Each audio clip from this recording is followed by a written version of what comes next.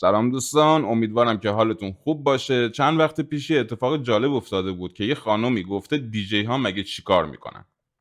یه نفرم اومده بود توی اجرای زنده یه جواب دندون شکن بهش داده بود. حالا میخوام بهتون بگم که با FL استودیو، کیوبیس و یا هر نرم افزار آهنگسازی دیگه فقط با استفاده از یه پلاگین میتونی روی هر وکالی که خواستی لوپ بگیری و همون کار رو انجام بدی.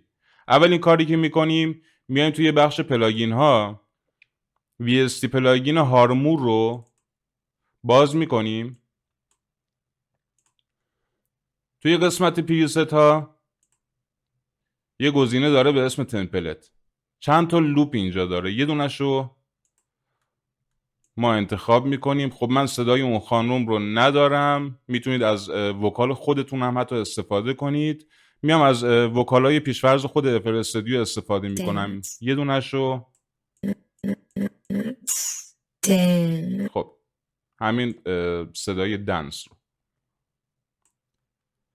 اینجا یه قسمت داریم که 3 تا گزینه داره، وان شات، لوپ، پینگ پونگ. اینو روی لوپ قرار بدین، پلی کنید.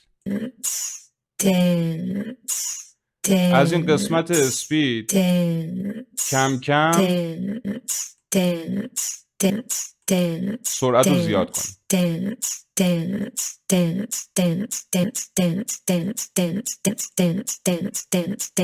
بعد میاد اینجا از پیچ رو کم کم زیاد میکنید.